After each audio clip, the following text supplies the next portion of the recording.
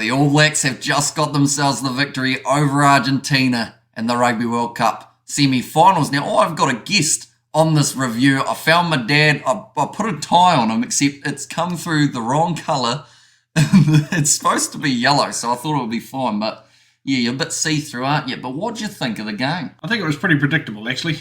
I think nobody was expecting Argentina to get close, especially after the performance that the All Blacks put up last week.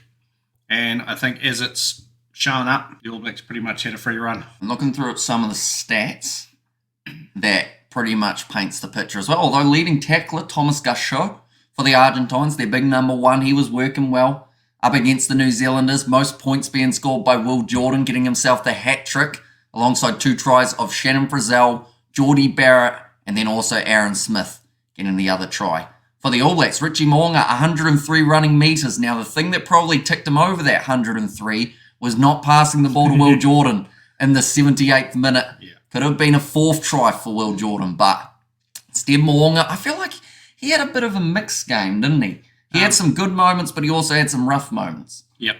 Yeah, I'd agree with that. I actually think the All Blacks had 2 sort of poor aspects of the game.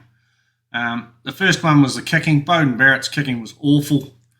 A lot of just aimless kicking, right from the very first kickoff, half a kick downfield, and we put ourselves under pressure for nearly 2 minutes of Argentina attacking, and eventually they got the 3 points out of it. And the second thing was, I think the All Blacks got a little bit guilty of a bit of white line fever towards the end, and 100% proven by Richie Mo'unga deciding to not pass to the completely unmarked man and having a crack himself. But certainly even before then, some of the forwards and that were guilty of just trying to go themselves and went away from what was effectively set up, which was, try-scoring opportunities. And we stalled a little bit, really. Certainly won't get away with the aimless kicking in the final next week, regardless of who we play, because even Argentina proved that if you give them the ball, they'll hang on to it for long periods of time. Yeah. So you're just forcing yourself to make tackle after tackle after tackle. At the end of the day, it was a pretty easy sort of a victory in a game that they were expected to win and win well. I saw a very interesting stat though, Hamish. Mm-hmm. 3rd time that we've held our semi-finalist opponents scoreless. Yep. Other 2 times, 2011, 2015. Mm-hmm. Both years, All Blacks won the World Cup. Makes you wonder, though, what happened in 2019. What a stat. Could be playing the English in the final, depending, of course, on how that South Africa England game goes. But yeah, interestingly, the years that the All Blacks have won, they've been able to keep that semi-finalist scoreless. So, throughout this game, though, Geordie Barrett getting man of the match. He has been such a key for the All Blacks since returning from his injury, because he has just added so much more stability into that midfield, helping the All Blacks. Rieko Ioane, I'll be honest, I don't think he had a tremendous game here. Like, he did enough to be able to help set up a few of those other opportunities, but he didn't quite have that same performance that we saw last week up against the Irish. He's still, finding that stride.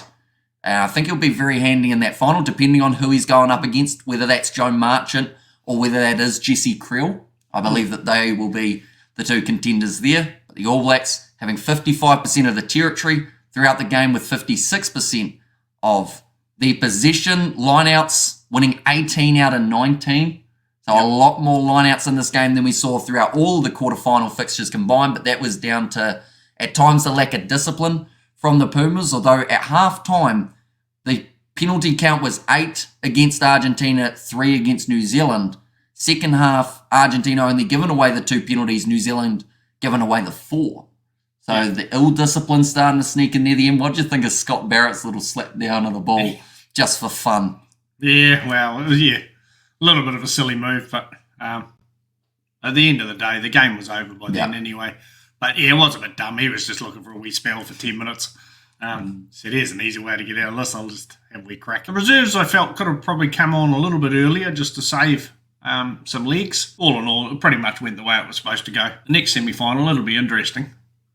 I've actually put my money on England for it, because I think hopefully the English and the South Africans both play a similar sort of a game, so they might bore each other to death.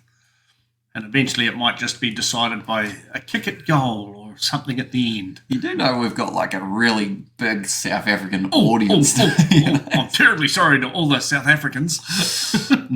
50 missed tackles from Argentina in that contest. Yeah. Compared to the All Blacks, they missed 26 though, so still relatively high up. Defence wasn't actually that good. A lot of missed tackles.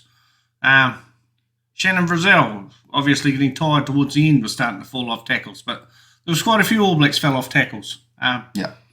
But once again, the game was won. The intensity level drops a little bit. You know, Argentina never really offered that much on attack. No. That you wouldn't be in a situation where it was a do or die tackle. You just go, oh, someone else will clean that up. Type thing. The big thing now will be to lift and get that sort of mindset next week that it is do and die and that everybody has to be at 100%.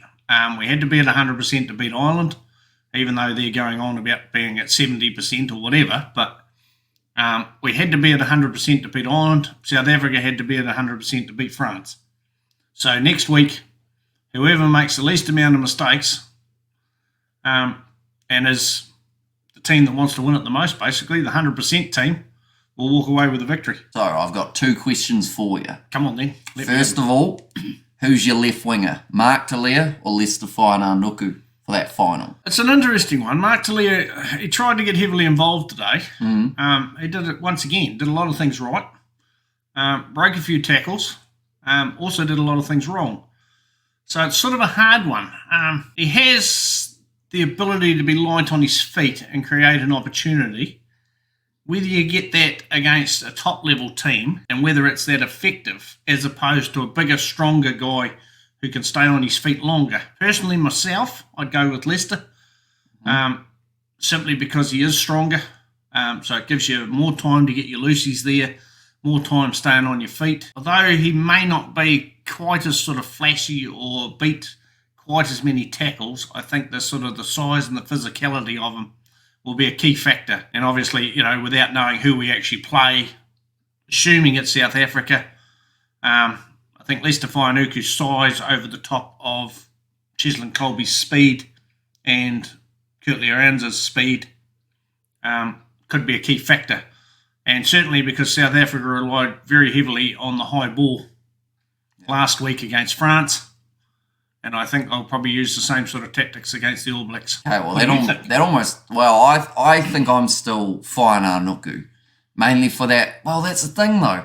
I always pick Fainanuku due to defence, but then Mark Talia and Fainanuku have both become a little bit susceptible to missing tackles throughout the last little while. But I do enjoy the way that Fainanuku's able to stay on his feet slightly longer when he goes for his pick and goes. I feel like he also works in quite nicely with Will Jordan, Richie Mo'unga, a few of those other Crusaders men in the back line. But, yeah, I feel like either way, the All Blacks have got a pretty solid option out on that left wing. I think that's possibly why there's the little sort of fall-off in defence, is because they're not... Because they've sort of been chopping and changing a little bit, it's whether, you know, you get that combination with the centre or with the fullback as to who's doing what. You know, we saw a prime example in this game where Argentina put a kick up. Mark Talia running backwards nearly gets in the way of Bodie Barrett. Two almost ended up having a collision, fighting over the ball. Well, it was always Bodie Barrett's ball coming forward onto it, but for some reason and a lack of communication or whatever, Mark Talia suddenly decided that he wanted to get it, even though he'd run back 20 metres to get into position for it, you know. And it's little things like that that can cost you in a big game. You know, two guys run into each other, the ball gets dropped, and then the Argentinian guy running through picks up the loose ball while our two guys are scrambling around on the ground going who tackled who. So I think, yeah, that continuity of playing with each other more and more, and that's why, you know, very little changes in the teams this week. Yeah. Because it's still a die time. You can't afford to be swapping around. So that leads us to the next question, which you kind of already slightly answered, although you have said both ways. Oh, okay. So I guess it could be confusing. But who's going to be the other side in the Rugby World Cup final? So you think if it's a real gritty, grindy, England might sneak it, but your backing is with the Box? Yeah, the Box are still the strongest team. Yeah.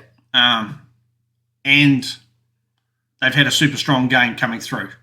So they'll be super matched hardened for a strong game. England, surprisingly enough, only undefeated team coming through.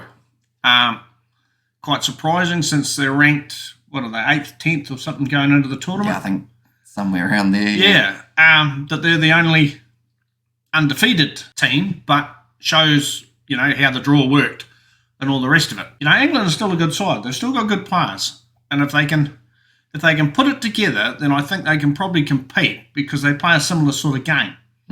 Neither one of these two teams is going to try and speed up the game at any stage. They'll rely on set play after set play. So whoever can master that and whoever can get the ascendancy in that, I think, can sneak away with it. But I don't think it'll be a bloody 40-point blowout like this semi-final. I think maybe there might be 10 points in it. 30-22 is what I went with. Okay. You see that as a possibility? Yep.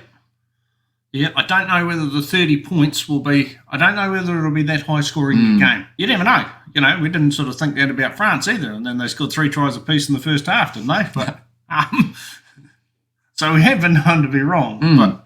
But yeah, I think it'll be more of a sort of a set play to set play type of game. Yeah. I think there'll be a lot of kicking, especially if there's a bit of moisture around.